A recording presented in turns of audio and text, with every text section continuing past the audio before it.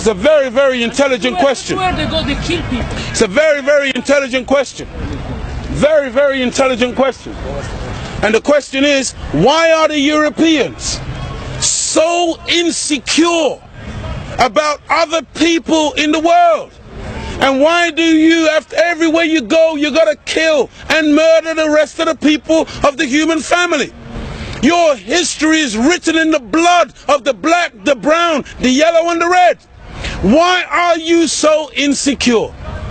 Do you know what brings about insecurity? What brings about insecurity is when you have a false concept of yourself. And the false concept of self is white supremacy. They believe that they are better because they are white. And as a result, see, when a man has that kind of silly mentality, Hitler had the silly mentality that the white man, the Aryan, is superior. So then at the Olympics, Jesse Owens kicks up all the Aryans. Hitler is outraged. He's angry. That's very simplistic. Yeah. Well, you need it to be simplistic. You need it to be extra simplistic. You see, they can't even take the reality. I know they can't handle. You know, look.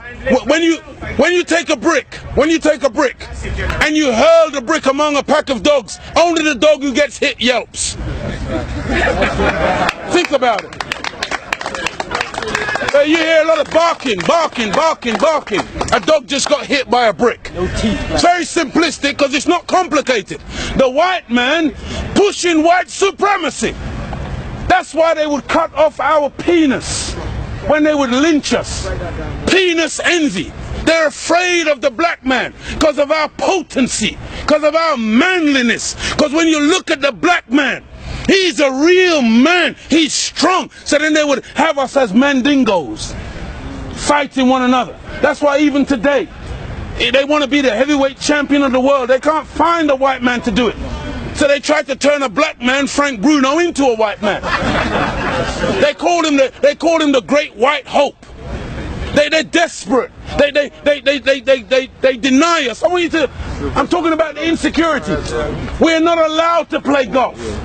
Why are we not allowed to play golf? Because we are inferior. We can't play the game.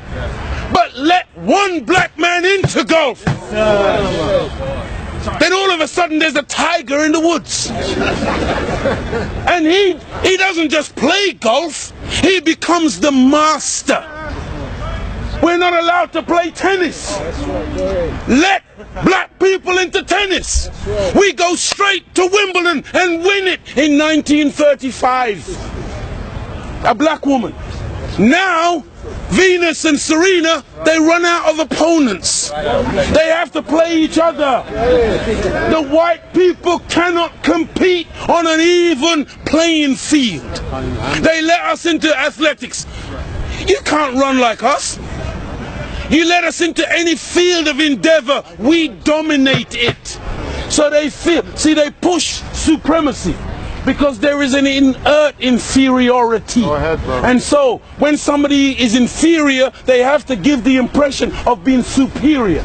Hence all the weapons, hence all the artillery, hence all the media and the propaganda and the program of brainwashing the entire world into believing in their way of life as opposed to any other way of life. And they become very afraid of anything that goes contrary. And so every time a black man stands up for black people, Martin Luther King, shot down. Malcolm X, shot down. Patrice Lumumba, shot down. Steve Biko, shot down. Everyone. Nelson Mandela, they locked him up for 27 years.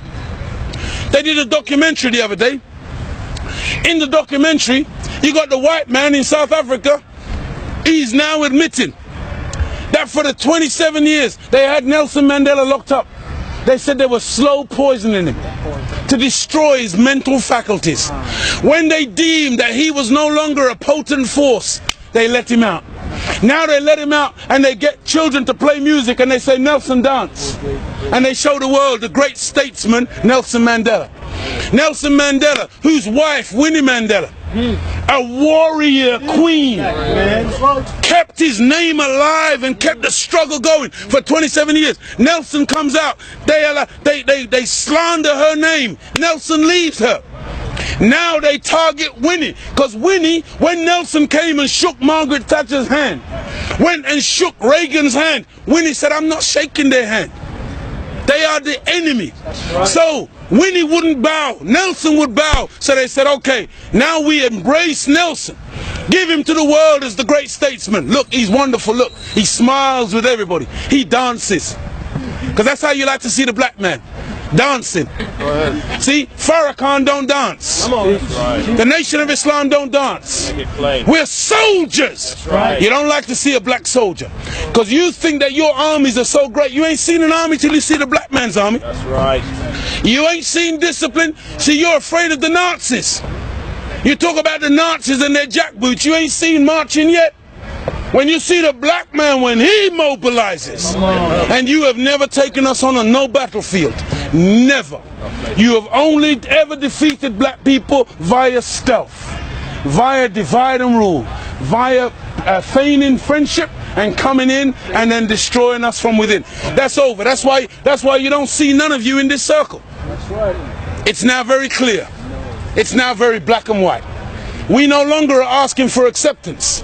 We no longer are asking you, love us. Can't you see we're human beings too? No, now we say, get thee behind me, Satan.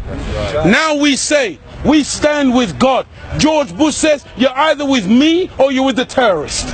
We say to George Bush, we're not with you and we're not with the terrorists. We stand with God. See, there's a third choice. But George Bush, thinking himself to be so omnipotent, he's giving the world an alternative. You're either with me, sheer arrogance.